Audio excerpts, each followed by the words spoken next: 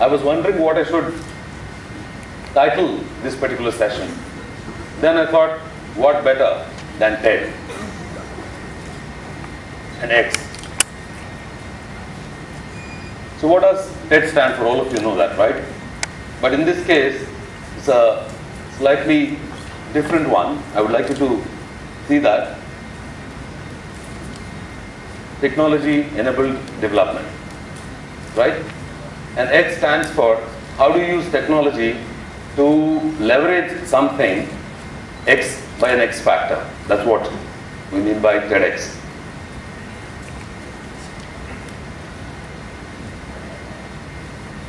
Now this is very tough. Don't read these slides, right? It's important to see that on an average, an American or a German or a developed nation person sees a doctor five times in a year.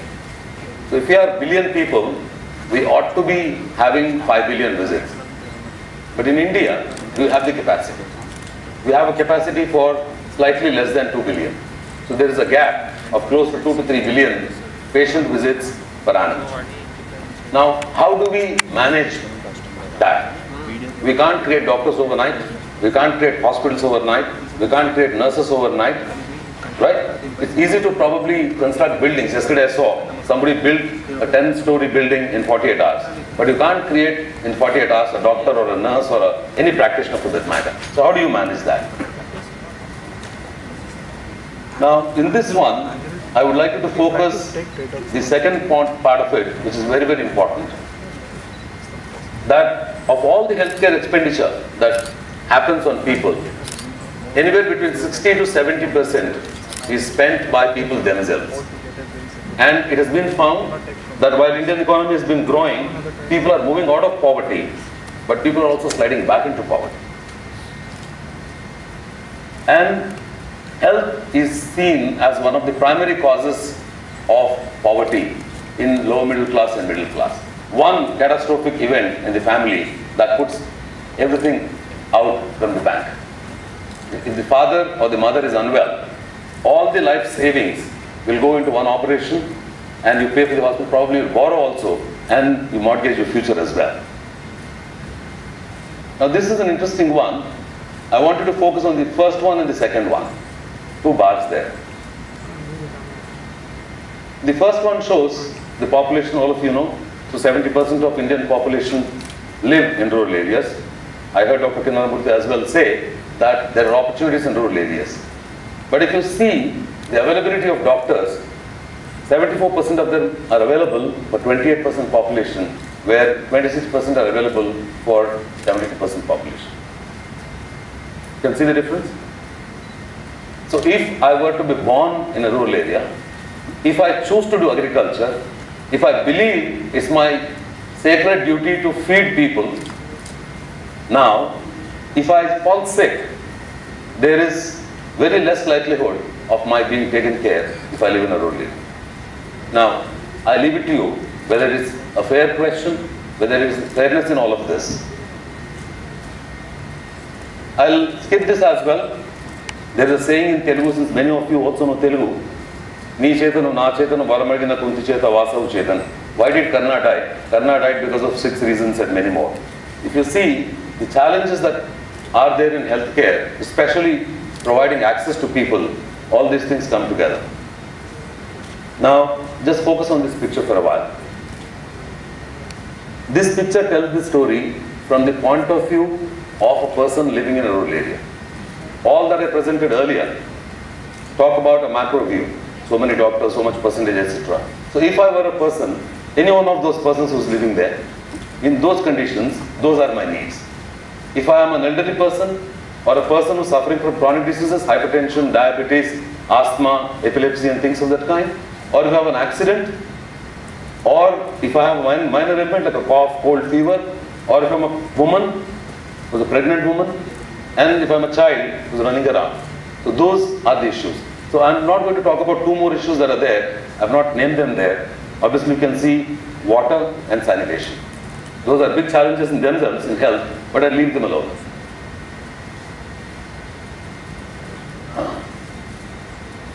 At this point of time, let me just tell one story. How many of you remember that Hyderabad, there was an epidemic of chikungunya in 2006-05, around that time? You are aware? It's great. Those of you who don't know or did not suffer from chikungunya or did not see anybody suffer from chikungunya, it's a disease that comes from Aedes mosquitoes, whereby you get a fever for 2 to 3 days. Normally, second day the fever goes away. And after that, during the fever, you get your joint pains as bad as you can't even stand or walk up. There are people who need to go to the toilet, had to crawl. That was the disease, right? Now, unfortunately, in my family, also, there was a person who was afflicted by chikungunya. Then, since the joint aches were there, it was my wife. She could not even get into the car. Then she said, I can't come to the hospital. Then I talked to a doctor on the phone and said, what should I do? He said, looks like chikungunya, the virus is everywhere. Just do one thing, Balaji, just give some paracetamol and tell her 23/24, she must be in the bed. That's all. Two days or 3 days, he said. And first day it was easy because fever was there, she was not willing to move. The second day the fever came down and she was bored. The only expenditure that I incurred was bribing my servant maid to hang around near her bed and my children so that she doesn't move. And all the magazines and videos that I borrowed on a rental, and that's all the cost that I had. The whole thing was less than 200 rupees. Around the time I was head of Suatains Foundation, we were curious to find out what are people spending on a disease like this. We did a survey in the old city. We found on an average, poor people in slums spend 1,500 rupees. Now, where is 250 rupees, out of which medicine is only 20 rupees? Where is 1,500 rupees? And this is average, and average is life. There are people who spend 500 rupees, there are people who spend 50, there are people who spend 7,000 rupees as well. So the question is, for a person who's working in a corporate at a senior level, that you get away with 20 rupees, whereas the poor person has to spend so much money. Does it make sense? Is there equity? Anyway, I'll skip this as well. This is some methodology that we used. I just want you to remember the 1, 2, 3, saturation, synergy and systems, which I'll talk about a little later. Now, one thing that I learned, that oftentimes when you want to make transformation and change, I might want to do something well by myself. I might want to transform a village. I might spend whole of my life transforming a particular village. But India is all about size. Andhra Pradesh, with its 86 million people, probably is slightly larger than Germany. Every district, Mahbubnagar, which is 3.3 million population, probably is larger than many countries in the world. So if you want to transform very quickly in our lifetime, you have to work with those people who can work on scale. So we decided to work on scale, and the only people who have a mandate in scale are the government. They have some strengths, they have some weaknesses, and private corporates have some strengths, some weaknesses.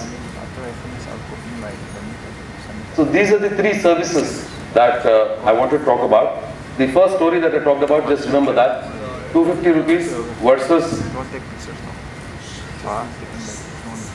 1,500 rupees. Okay? So that is where an idea was born. If I can get a healthcare service on phone, why can't poor people get healthcare service on the phone? And that's how the first health helpline in India was born out of Hyderabad. We hired a small call center, we hired a few doctors, put them together, got a number, gave this number to some slum dwellers and asked them to call us. And interestingly, we were getting 200 calls a day without much publicity. So we thought, what if we scale this? And the government wanted us to scale it. So when we scaled it, we created the world's largest health helpline of receiving close to 50,000 to 70,000 calls a day. So an idea, a problem, can be converted into a solution in case you go after it, which I heard Dr. Kinner as well talk about. I'll talk about each of these services as we go. This is a call center. Some pictures here. Now, I will let go of this information as well because I can leave the presentation here for you. I want you to just focus on some of the services that we made possible. 4 services we made possible. First one, you get a doctor kind of information. You can talk to a doctor. The second one important thing was psychological counseling. One of the key things that we don't realize in India is we stigmatize mental health. If somebody has a problem with his mental health, we stigmatize so that nobody takes access, goes for access where counseling is concerned. I'll just give you one example. There was one girl who called us and asked us, saying that how many sleeping tablets should I take to commit suicide? Then our counselor asked, why do you want to commit suicide? He said, look, I'm jilted in love. This boy who promised me something, he walked away. She was counseled saying that if this guy is gone, good riddance to bad, you know what. You might get a new and better person and get on with life. So I'm happy to share with you that we saved close to 400 lives of young people who would have committed suicide on silly things. Because the father said something, the mother said something, friend said something, teacher said something, or they failed the exam or something of that kind. So a simple phone line help can save a life. I don't want to go through all of this technical stuff, and some of you who are IT people who might love that. This is another service that we do. Is it enough for us to talk on the phone? What if a person in a village wants medicine? So we have tried this model in Rajasthan, where we train the daughter-in-law of a village, because she won't leave the village. She will stay there, because her husband and her new family is there. We train her to do first-level diagnosis of the patients who come there, and talk to a doctor if necessary on the phone, who will give her the advice, and she's got the medicines, and she delivers the medicines. Right? So it's a simple idea, executed. Today, it's working in about 52 villages there. Let me just share with you that so far, we handled 60 million calls, about 6 crore calls altogether, and served close to around 1.8 crore people altogether. And we saved people 250,000 doctor days, and of course we spent 12,000 days of counseling of various scholars. Now this wouldn't have been possible without technology. That is where TED, Technology Enabled Development. The second thing, before I talk about it, let me just give you a small quick brief. If you are born in France, and if you are a woman, and if you are pregnant, the chances of you losing your life is 5 in 100,000. If you are a woman who is born in northern India, the chances that you lose your life will move from 5 to 300. If you are a woman in a tribal area, your chances of survival or death increase to 800. Now, France is 5, all of India is 300. If you are a tribal woman, it is 800. Now you calculate the percentage, I don't have to tell you that. How many thousands of percentage of times is there? If you are a child, to be born in France, the likelihood is 5 in 1,000. If you are a child in India, today, nationally speaking anywhere, it's about 70 chances that you will die. If you are in Andhra Pradesh, probably it was 53. It is about 46 now. If you are in a tribal area, there are 150 chances out of 1,000 that will die. Now, where is 5 in France? If in Kerala, there are 13 chances out of 1,000 that will die. So now, the question that I ask myself, I'm fortunate enough to be born to whom I was born, where I was born, and what healthcare facilities I had. If I was born in Araku Valley or some other tribal area, or as a Chenchu, probably I wouldn't be standing here and talking at TED. I remind myself all the time that. So the question therefore is, what can be done? Should women die in this modern 21st century in India? While we talk, we have high-tech city, we have these roads, this, that, and the other, we feel very proud about. Is it fair enough for us to die? And interestingly, if you are a Dalit, if you are a tribal, if you are poor, if you don't live in an urban area, if you live far away near the forest, every time, every few kilometers, the chances of your death keep increasing. The chance of your survival go down. Now the question is, if you think we are a democracy, and if I am a citizen, irrespective of where I live, Or if I'm only a citizen, if I'm born in Hyderabad, I'm not a citizen, if I'm born, let's say, in Shungavarapukota or some other Espota or some other place, then we believe there's a fundamental problem in democracy of not having equity. I'm not talking of equality, equity. And equity, we say, is defined by 3 A's: availability, accessibility, and affordability. Any service, probably it is available to me. If accessible, I can go there, get it, but it's not affordable to me, I can't afford it. Or it's affordable, right? It's accessible, it's close by, but it's not available when I want it. So these are the 3 questions of equity. So that's how the mobile van service was born. It is believed that chronic diseases like hypertension, diabetes, asthma, epilepsy, and a few other diseases, especially hypertension and diabetes, are seen as lifestyle diseases or the diseases of the urban rich. Today, unfortunately, these diseases are available even in rural areas. Thanks to the water pollution, thanks to the nitrogen pollution, thanks to the pesticides, thanks to the lifestyles, thanks to the stress that they have in rural areas, this disease is as prevalent as anywhere else. One quick example I'll give you, then we will move forward. While we designed, our healthcare system was designed some 20, 30, 40, 50 years ago. It has done a great job. At the dawn of independence, there was a 50-50 chance that we would survive. Out of 1,000 children, 454 would die within 1 year. So that is why families had 10 children. Chances are 5 of them might survive. Out of which 2 might be girls who will get married and go away. Out of the 3, 1 turns to be an avara, 1 turns to be selfish, 1 kid will probably take care of the family. That's how they used to attempt 10 to 11 children. The rich people, most of them used to survive. The poor people, half of them would die. So that's how you have N.T. Ramaraos and other kinds of people with 7 people, 11 people, 14 people as families. Right? Today it is no longer there. But that architecture that was built from there, from 400 people or 450 people dying out of 1,000 children, we have come to 53 in Andhra Pradesh or 70 nationally. It is a fantastic movement in the last 60 years. But is that acceptable? That's the question we have to ask. Do we compare ourselves from the past and say we've done a great job and pat our backs? Or we say in 21st century that the best countries in the world, the death rates are 5 per 1,000. So we have a long way to go. But should it take another 60 years? I would like to be impatient, obstinately impatient. I would like to see transformation in my own lifetime. Before I die, I want to see that the numbers in the country, irrespective of whether you're a tribal or a Dalit or you're a woman or a child, that the numbers are as comparable as if you are born in Germany or in France. The problem with these things is that people cannot access.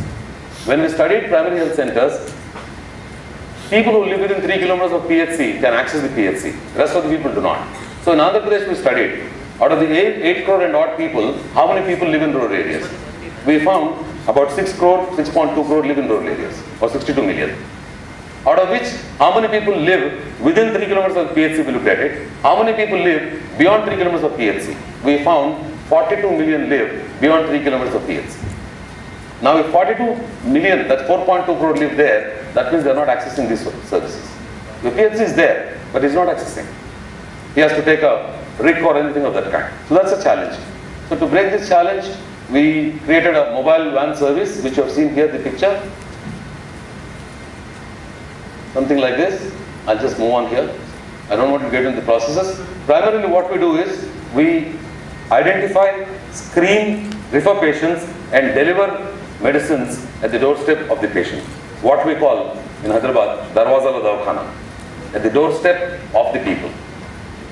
And I'm very happy to share with you, when we started this van service in Andhra Pradesh in 2009, 2010, the number of infants who were dying, IMR is determined like this: children dying before 1 year of age, before they attain 1 year of age. You heard Bill Gates talk about under 5 mortality. I'm talking of under 1 mortality, right? Now, just before we started, it was 53 to 56 they were dying. Today, it has come down, just in about 3 years' time. 2010, we gave the service back to the government. It came down to 43 to 46. So in just few years' time, it has moved so quickly. It took a long time earlier to move those numbers. Anyway, paramedic, which doctor would ever walk those 5 kilometers, 10 kilometers to serve people who live in small hamlets? Of 10 families, 5 families, 4 families. Now imagine, would it be a crime if I was born there? I may be as smart or as intelligent or as capable as anyone else, but I was born there. And after we went there and came back, 1 month later, I found a child who was studying in a hostel, government hostel, went back for Diwali holidays, and she and another young kid and one old man, 3 of them died of diarrhea. No, it's not anything big. It's not heart attack, it's not cancer, it's not nothing rocket science. Diarrhea. Now this is avoidable. This is avoidable. That's when we said we must do something about it. We must do something about it. So that's how we created a telemedicine solution. What you're seeing here, you have an MBBS doctor in Araku, and from there he is consulting with a doctor in Hyderabad. The obstetrician and gynecologist sitting 400 kilometers away and delivering services to that lady down there. So I'll just quickly move here. Just want to share with you, in 1.5 years' time, we could find the mother mortality rate to come down by 42% and the infant neonate mortality rate to come down by 48%. Now, we don't have to be patient and wait for 60 more years to make transformation happen. So let me just quickly try to talk about why did I call it TED, Technology Enabled Development. You can see there is technology there. These are people in Guwahati. They're answering calls in Bengali, in Assamese, and Hindi and English. This, you can see some of the technology there. Some of you are geeks and nerds. I used to work for an IT company. That's one of the reasons why I used to believe that if you have a hammer, everything looks like a nail. So if I'm from IT company, I think all problems can be solved by IT. Here is one where we have solved some parts of the problem. This is some application that was built there. I'll quickly move on. This is an interesting one. We were looking for a small box which is autonomous for 6 hours on power, because no power will be available in rural areas and travel areas. So this we call docs in the box. This can do, you can see all of that. Your BP can be checked, there's a stethoscope, your oxygen levels can be checked, your heart rate can be checked, temperature, ENT, skin images, there's a powerful camera there, ECG and blood glucose. Now this is a small box, a paramedic can put on the back, go into a tribal area, onto a hill, walk wherever, capture all the data. If there is bandwidth available, can connect, boom, to any doctor anywhere in the world. Need not be in Hyderabad, can be in US, as long as bandwidth is available. So you can see the other end, the lady this side is a gynecologist and obstetrician. She's talking to the patient on the other side. So this is how our paramedics go on motorcycles, because no cars, no jeeps would go. They would go to the last point where a motorable road for a two-wheeler is there. After that, they cross a stream or something like that and walk anywhere between 4 kilometers to 15 kilometers to reach these tribals there. And when there are no roads, people use the boats as well. And of course, we deliver services to the last mile. Now you might ask a question, all this looks very fancy. How difficult is it to achieve this quest with destiny? We're talking about quest with destiny, how difficult it is.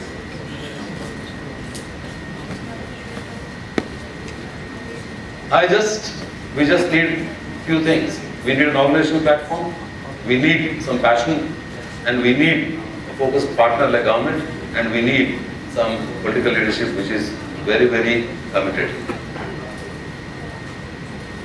And you might ask this question, how much would this cost? You'll be surprised. Can you guess how much do you think it will cost? Yeah? Have I done anything wrong? 10 crores. 10 crores? It costs less than $50 per capita per annum. It costs less than 25 rupees per capita per annum to deliver these services. Women don't have to die, children don't have to die, earning members need not die of hypertension, diabetes and other things. That's what it costs. For a state like Andhra Pradesh, for 8 crore population, you just multiply that. That's how much you need if you really want to deliver services. He doesn't need anything more. So I'll leave it to you, and I invite a lot of youngsters to apply their mind.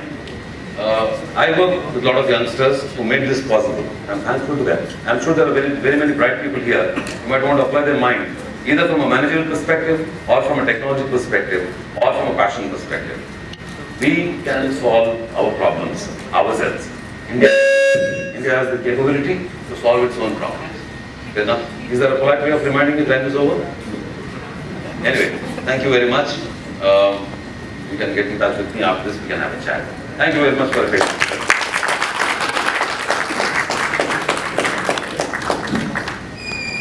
If healthcare in India has to have a future, its course has to be set by technology and innovation.